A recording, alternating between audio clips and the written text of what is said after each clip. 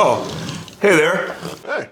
I'm Jared with Turner Construction, and this is Martin with Rucker Construction. Welcome to our next episode of Can You Build It?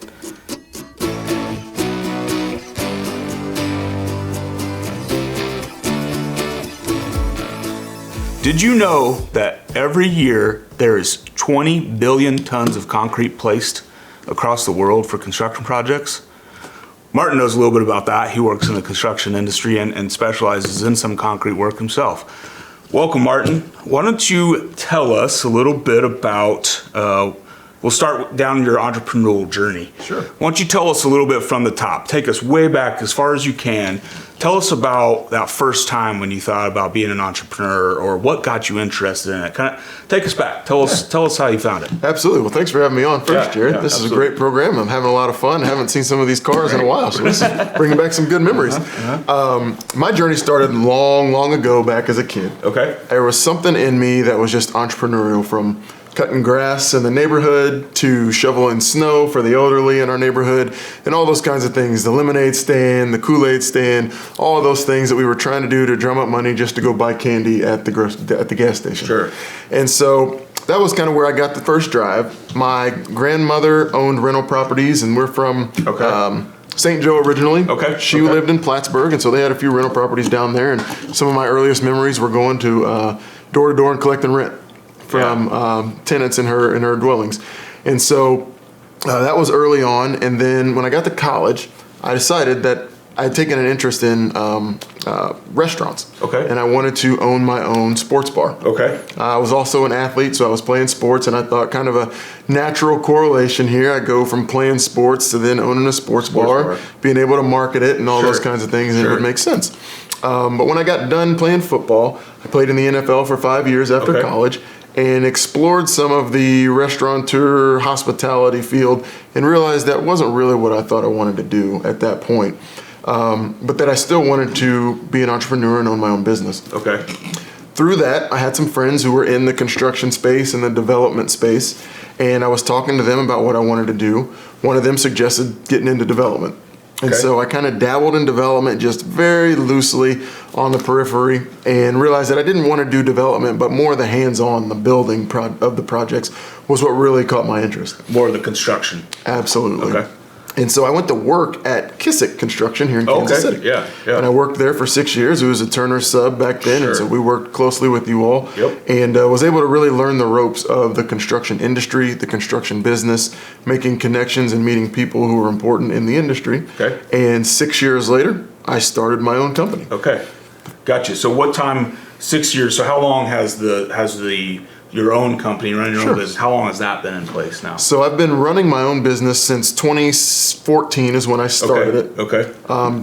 I started it with the development and then got into trucking, and that was in 2016. Okay. And that was doing brokerage, basically hiring other trucks for other people to complete jobs. Sure. Then in 2019, I bought my own dump trucks. Okay. And so in 2019, I bought 3 dump trucks. In 2020, I bought 9 more. Sure. So I had 12, and that was when I quit my job at Kissick and went full-time to work for myself. Okay. So how'd you learn? How did you come about learning how to do the business, how to run business, and what do I need to do to buy a dump truck, or where did some of those resources come from? So the Kansas City community is very good, right, in entrepreneurship, teaching young entrepreneurs, coming alongside and mentoring young entrepreneurs in the fields that they would like to go on and pursue. And so I took a lot of courses at Kaufman Center. Okay. Next Stage Kansas City is kind of a cohort where it takes business owners and teaches them how to read financial statements and make connections in the community and do all kinds of the back office stuff, the things that nobody sees. Everybody sees the trucks and the dirt that you're moving, but they don't see all the spreadsheets and everything and certifications that you have to actually own a business. And so it really dove into all the nuts and bolts. And so I did a few different things like that really kind of trained me up. And then I also went back to school in 2020 and I got my executive MBA from Rockhurst. And graduated in 2021. What I hear is continued learning, right? Absolutely. It never stops. And you continue to have to learn something new and advance and grow and continue to go through that. Yeah. So sounds like about 10 years, is that right? 10 years roughly in that. What's some of the the biggest challenges you've had to come or overcome in your career here at we're the 10-year mark now. What are some of the biggest challenges you've had? I think the biggest challenges that I would say are in the management of people. Everybody comes from somewhere. Sure. And we're not all from the same place. We're not all raised the same. We don't all have the same experiences growing up. And so some people come into your workplace with different sets of baggage, and being able to try to help people pull the best of themselves out while they're at work, right? See that this job is bigger than just the job, and we're contributing to the overall betterment of Kansas City as a whole when you're looking at it from, all the way up top. Sure. But even just down here at the bottom, on the ground floor level, they're trying to provide for their families. Yeah. And so trying to help them be the best at work so that they can stay employed and be able to put food on the table, that can be challenging, but it's also very, very rewarding. I can see how that would be rewarding. That would be, I commend entrepreneurs, because that would be I feel like the weight, right? A little bit of the weight on you, as you're understanding that you've got mouths to feed, they have mouths to feed, they have mouths to feed down the line and so forth. So what's something unexpected you learned along the way through your journey here? Something you never thought you would learn, and you look back and go, wow, that was key. That was key in this. It's tough because I had a lot of good mentors who were really looking out for me, and they were trying to tell me about all the pitfalls and things like that. So I really went into it with kind of eyes wide open, expecting just about any and possibly everything to happen. So I wouldn't say there's been many, many surprises, but the thing that always surprises you is when something that is a major event happens, and it's not always positive. Yeah.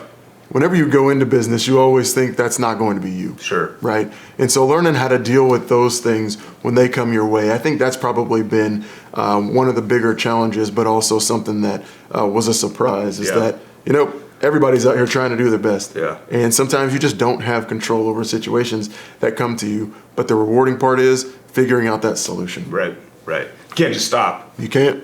Right? You can't just go, I can't figure it out. Right? I don't know what the solution is. Absolutely. And when you're the entrepreneur, when you're at the top, right, the buck stops there. And so however many people you have on your team, if the problem gets through them and they can't solve it, it's on you, and you've got to figure out how to do it. Yeah, that's great. What's something that you think is misunderstood about, this kind of two parts, misunderstood about the construction industry, but also maybe misunderstood about being an entrepreneur, owning your own business, running your own show? I think about our industry is one of the biggest misconceptions is how smart your average construction worker is. Construction is a tough business. And you're not just stacking Lego blocks on top of each other. Right. I mean, there's lasers involved, right? There's surveying equipment. There's cranes. There's so much math that goes into all of these different things. And it's not just the guys that sit behind the desk that have to do this math. It's everybody, right? It's the guys in the field. It's the guys behind the desk. It's everyone who touches this project.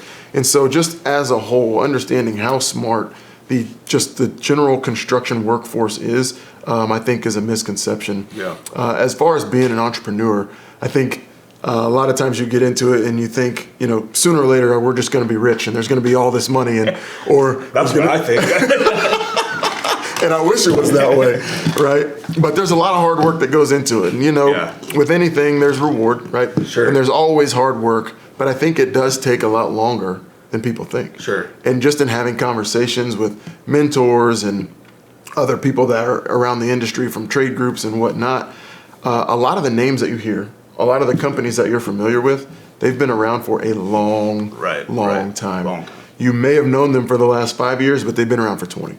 And they may have started as one name, and they may have been bought 3 times by a company, and then you recognize the company that bought them the 3rd time, and that's when they take off and they're successful. Yeah. There's no linear path to this, right? Everyone's journey is different, but it takes a while if you want to do it right and be successful. Yeah. What would be harder, or what do you think's harder, owning a construction business or owning a restaurant? It's tough. The thing about owning a restaurant is one of the things they always told us was that everybody's trying to steal from you. From your employees to your customers to you name it. Something's always trying to walk out the door without being paid for. Yeah. And so in construction, you've got materials and you got tools, so that can happen. Sure. I think it's a little less prevalent. Yeah. It's probably a lot easier for it to go out the door in a restaurant. Yeah. But that's probably what I would say. That was on the spot. What's some advice or pieces of advice you would give to young folks as they're thinking about becoming an entrepreneur, maybe, just like you were talking about lemonade stand, cutting the grass. Yeah. What's some words of advice you would give to young folks looking to become an entrepreneur and even maybe exploring the construction industry? I would say, one, if you want to do it, right? But two, seek out help. What I found is that a lot of people, or everyone, has something to share, and most people want to be able to share that, especially with the younger generation. As we get older, as people get older, you're always looking to pass down what you learned to somebody else. Yeah. Right? You want to be able to give back, you want to be able to help, and then if you can take what you've learned, give it to someone else and help them shortcut possibly a mistake that you can see them walking into, that'll make their life that much easier. Most people want to do that. Yeah, I think I've found through the time is a lot of people want to teach. They like teaching. Correct. They like teaching from their experiences, good or bad, right? Sometimes they're teaching about a way that didn't go correct, and then that way others can learn from it. So this one's kind of a fun one. So looking back on your journey here, what would be on, if we were to see it, what would be on your highlight reel? Personal or professional, but look back at the last, let's say, 10 years here, and what would be on your highlight reel? So back in the day when I first started my company, I started it to do development, realized that wasn't going to be the revenue driver, but I kept the company open and we were doing projects, right? When we were just doing one-off projects. And so there was a lady who wanted a cat jungle built in her basement. This is a nice size home. It got some extra rooms in the basement. She wanted a cat jungle. No idea what a cat jungle was. I'm not a carpenter. But I was like, you know what? This is what we want to do. Right. I'm not going to say no. We're going to take it on and figure it out. And so we bid this cat jungle for this lady. We won it. We designed it and everything. And so we were hanging like little crates from the ceiling and had like a little rope bridge with planks across the wall and all this things. I mean, just a totally bizarre project, but it was so much fun. And it's like one of my favorite projects that we've ever done. We've never done anything like it since. But I mean, nobody else has the story of building a cat jungle, right, as starting their business. And so to go from building cat jungles to owning dump trucks, right, and then another company in Rucker Construction that ties rebar and does steel reinforcing, it's just, how in the world did you get here from there? It's a really cool deal. I would imagine if you told yourself 10 years ago that you were going to be Kansas City's cat jungle builder, you probably wouldn't have thought that was that. Tell you what though, it's indoors and people have air conditioning, so maybe that's the route I should have went. instead of being outside. Yeah. Tell us what your future goals are for Rucker Construction. Tell us what from an entrepreneur's mindset. Now what? Right? Now we've established businesses. How do you continue growth? What are you looking to do with Rucker Construction?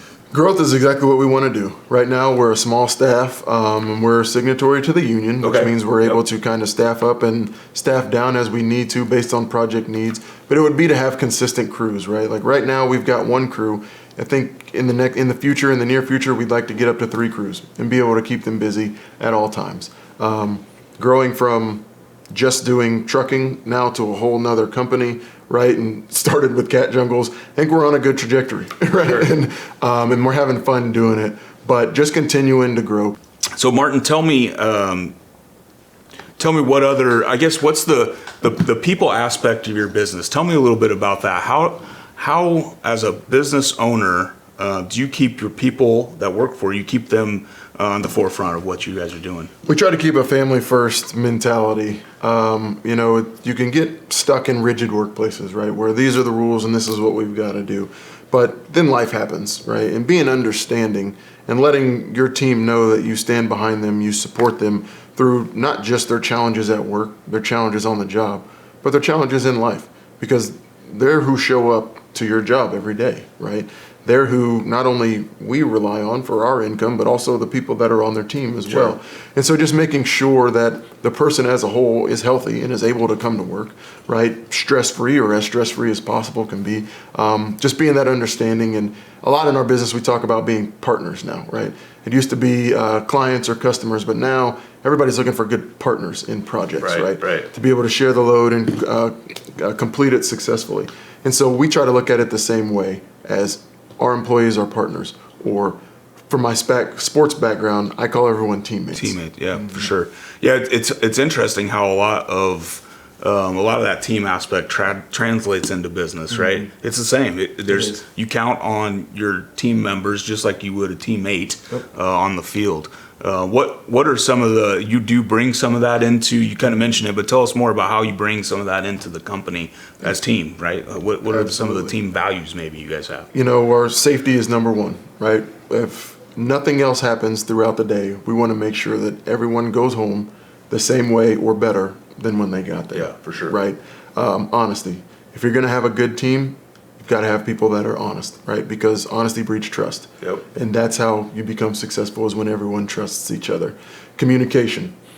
Sometimes it's tough to deliver bad news, but if you know that you're doing it and it's honest, right? It's just about trying to make the person better and not trying to get them in trouble, right? So communicating, being responsible, taking care of your job. On a team, the quarterback has to have the center to snap him the ball, right? And he's got to have a receiver to run the route. Everybody has a responsibility, right? So being responsible for your job and then being accountable. If you mess something up, admit that you messed it up. Right. Let's figure out how to fix it, and let's all go on from there. Yeah. And so that's kind of how we run our shop. That's those standards that we hold everybody to on our team, and that keeps the machine running. All right. Thanks, Martin. Appreciate sharing all of your experiences that you've told us here and in your journey in the entrepreneurial industry. Appreciate your time. Really do. And thank you all for joining as well and catching another episode of Can You Build It? We'll catch you on the next one.